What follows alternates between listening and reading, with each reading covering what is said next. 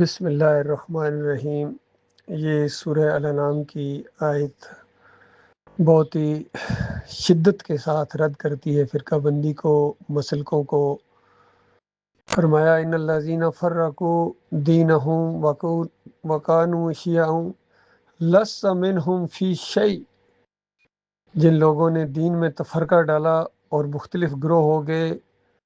تمہیں ان سے کوئی سروکار نہیں ہے۔ انما امرہم الی اللہ،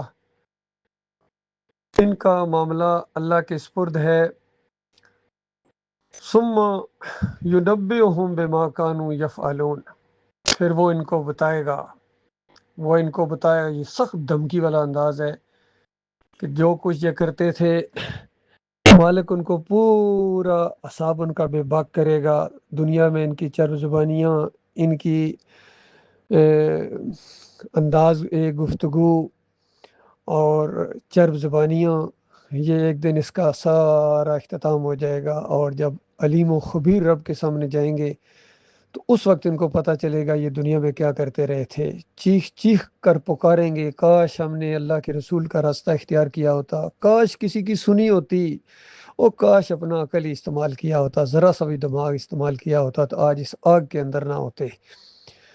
یہ معاملہ ہونے والا ہے ان مسلک پرستوں کے ساتھ، فرقہ پرستوں کے ساتھ۔ ہر دور میں یہ رہے ہیں۔ یہود و نصارہ کے اندر کتنے فرقے تھے، اسی وجہ سے تو اللہ تعالیٰ نے اپنے آخری نبی محمد صلی اللہ علیہ وآلہ وسلم کو یہ حکم دیا کہ ٹینشن لینے کی ضرورت نہیں ہے، بالکل آپ اپنا کام کرتے جائیں، توحید کی دعوت دیں، رد شرک کریں اور بے خوف ہو جائیں۔ فَاصْدَعْ بِمَا تُؤْمَرُ وَأَعْرِضْ عَنِ الْمُشْرِكِينَ، بالکل کھول کر پھاڑ کر ہاں کے پکارے ایمان کی دعوت دیں کہ میں نے اپنا رخ کر لیا ہے اپنے مالک کی طرف، جس نے زمین اور آسمان کو بنایا ہے۔ مالک نے مجھے ہدایت دے دی ہے، بالکل سیدھا راستہ معلوم ہو گیا ہے۔ انبیاء کا راستہ، صدیقین کا راستہ، شہداء کا راستہ، صالحین کا راستہ۔ فرمایا وَلَقَدْ بَعَثْنَا فِي كُلِّ أُمَّةٍ رَسُولًا أَنِ اعْبُدُوا اللَّهَ وَاجْتَنِبُوا الطَّاغُوتَ۔ یہ ہے صحیح معاملہ اصل۔ تمام انبیاء نے یہ ایک کام کیا ہے، أَنِ اعْبُدُوا اللَّهَ، اللہ کی بندگی کرو،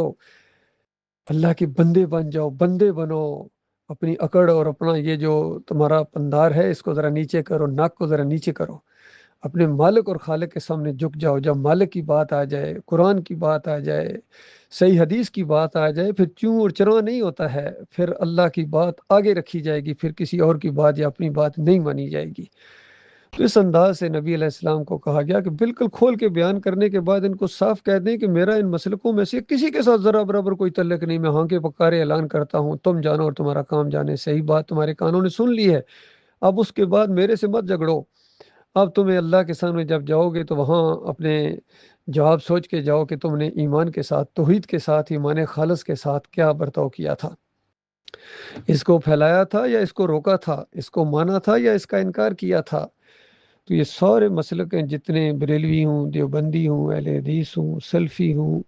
سعودی ہوں، یہاں کے آج کے جتنے جماعت اسلامی ہو، تنظیم اسلامی ہو، یا یہ آج کے یہ جو طارق جمیل ہو، علی انجینئر ہو، توصیف الرحمان راشدی ہو، جتنے بھی ہیں یہ نظر آتے ہیں، ان میں سے کوئی بھی ایمان خالص اور توحید کے اوپر نہیں ہے۔ یاد رکھیے کہیں نہ کہیں شرک کو ساتھ لے کے چلتے ہیں، اور اجرت، دین کے اوپر اجرت لینا ان سب کی رگوں کا خون ہے۔ جس طرح نبی علیہ السلام نے ایک حدیث میں فرمایا کہ ایک بندہ دور دراز سے بھی سفر کر کے آتا ہے اور بیت اللہ کی چادر پکڑ کے اگر جھنجھوڑ ربی یا ربی یا ربی کہتا ہے تو اللہ تعالیٰ اس کی دعا قبول نہیں کرتا ہے، کیونکہ اس کا جسم حرام کا بنا ہوا، حرام کا حرام خور، اور اس کے کپڑے حرام کے ہیں، تو اللہ تعالیٰ ایسوں کی دعاؤں کو قبول نہیں کرتا ہے۔ اسی وجہ سے آج ان مسلمانوں کی دعائیں نہیں قبول ہو رہی ہیں، چونکہ ان کے خون کے اندر حرام ہے، ان کے رگوں اور پٹھوں کے اندر حرام ہے، جھوٹ ان کی زبانوں سے جاری ہو جاتا ہے، اگرچہ ان کا ارادہ بھی نہ ہو، اتنے جھوٹے یہ ہیں، چاہے 1000 مرتبہ دن میں کہیں کہ ہم جھوٹ نہیں بولتے ہیں، ہم تو بھائی جھوٹ سے نفرت کرتے ہیں، لیکن یقین کیجیے ان کی زندگیاں بتاتی ہیں کہ جھوٹ کے بغیر یہ رہ ہی نہیں سکتے، اتنے بڑے جھوٹے ہیں یہ، منافق بھی ہیں، دوغلے بھی ہیں، شرک بھی کرتے ہیں، پھر منافقت بھی کرتے ہیں، دوغلے ہیں، تو اس وجہ سے اللہ کا عذاب کے کوڑے ان کے اوپر برس رہے ہیں۔ یہ معاملہ ہے مسلک پرستوں کا۔ اللہ کا لاکھ لاکھ شکر کہ اس کفر و شرک کے ماحول کے اندر ایک آواز اٹھی ہے، ایمان کی یہ شمع روشن ہوئی ہے۔ عالم دین ڈاکٹر مسعود الدین عثمانی رحمۃ اللہ علیہ کے ذریعے اس دور کے اندر ہماری اپنی زبان کے اندر یہ توحید کی دعوت اٹھی ہے، اور اللہ کے بندے نے بالکل کھول کھول کر کفر و شرک کے اوپر چوٹیں ماری ہیں، اس کا بیجا پھاڑ دیا ہے، اور بالکل قد تبین رشد من الغی، ہدایت اور گمراہی کو بالکل علیحدہ کر دیا۔ ان مسلک پرستوں نے، ان صوفیوں نے جو بھی گرد ڈال دی تھی اپنے گندے دماغ کے مطابق مشرکانہ انداز سے جو انہوں نے شرک پھیلایا، سب کا تیا پنجا کر دیا گیا، اور اس کے بعد ایک بالکل خالص کھری یہ ایک دعوت ہمارے سامنے ہے۔ کم از کم میں اپنی بات کر رہا ہوں، آج سے 40 سال پہلے جب میں فوج میں تھا تو یہ ڈاکٹر صاحب کا لٹریچر مجھے ملا، ان کی ایک کیسٹ ملی، بالکل دل اسی طرح بالکل صاف ہو گیا، میں بالکل سب کچھ صاف نظر آنا شروع ہو گیا کہ 71 کے اندر ان کو شکست کیوں ہوئی ہے، اور 70-75 سال سے اس امت کے اندر خیر کیوں نہیں آ رہی ہے، اور آئندہ اس قوم کے ساتھ کیا کیا جائے تاکہ یہ سیدھے راستے پر آ جائے۔ توحید کے علاوہ کوئی چارہ نہیں ہے، صاف کھلی دعوت ان کے سامنے رکھی جائے، بغیر خوف کے، بغیر کسی لالچ کے، ذہنی مروبیت سے بغیر۔ تو یہ معاملہ ہوا ہے، اللہ کا لاکھ لاکھ شکر ہے۔ ہر نیا دن، ہر نیا ماحول، نیا واقعہ اس جماعت کے اندر بھی جو پیش ہے میرے ایمان میں اضافے کا باعث بنا ہے، اور اب آخر میں آ کے جب یہ جماعت کے امیر محمد حنیف کے اندر شرک آیا، جیسا 2017 کے اندر انہوں نے وہ ایک تحریر لکھی جس کو انہوں نے اپنی تفسیر جلد دوم کے اندر شامل کرنا تھا، تو اسی وقت میرے رونگٹے کھڑے ہو گئے کہ انہوں نے یہ سجدہ تعظیمی کو اختیار کر لیا ہے، اور پہلے جس کو یہ لغوی معنوں میں کہتے تھے 17 نمبر حبل اللہ کے اندر، اب اس کو حقیقی معنوں میں کہنا شروع ہو گئے ہیں، اور یہ پوری جماعت سے انہوں نے نظم کے ڈنڈے سے منوا لیا، اور ان ساری مرغیوں نے، ان لومڑیوں نے سر نیچے کر کے انہوں نے محمد حنیف کا ساتھ دیا ہے۔ قرآن کے مقابلے میں، اپنے مالک کی بات کے مقابلے میں انہوں نے اپنے امیر کو ترجیح دی ہے، تو یہ وہ شرک ہوتا ہے، یہ ہوتا ہے اپنے علماء اور مشائخ کو رب بنا لینا۔ بہت سمجھایا ان کو، یقین کیجئے 7 سال ان کو سمجھاتے رہے، ان کی سمجھ میں یہ بات نہیں آئی ہے۔ اب یہ اور بھی زیادہ فرقوں کے اندر بٹ گئے ہیں، گروپوں کے اندر بٹ گئے ہیں، 5 ان کے فرقے بن گئے ہیں،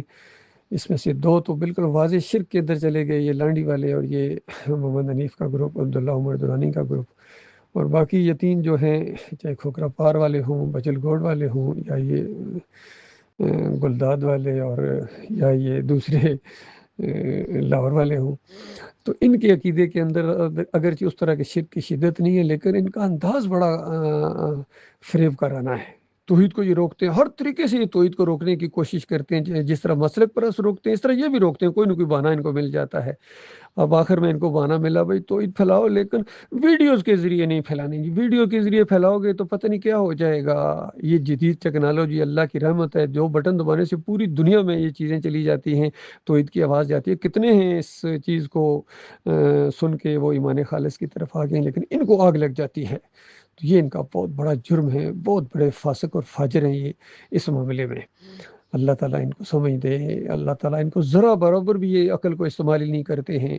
کہ وہ جو مصور کو بنا کیا گیا تھا اس میں اور اس ویڈیو میں زمین اور آسمان کا فرق ہے، لیکن اتنے علمی خائن ہیں کہ اس کو تصویر کشی کبھی کہیں گے، کبھی وہ والی روایتیں پیش کریں گے جو مصور کے بارے میں آئی ہیں اور جو شرک کی طرف لے جانے والی چیزیں ہیں اس کو پیش کرتے ہیں، اس ویڈیوز کو جو توحید کی دعوت دینے والے ہیں، شرک کا رد کرنے والے ہیں، ان کو اتنی سمجھ میں نہیں آتی ہے۔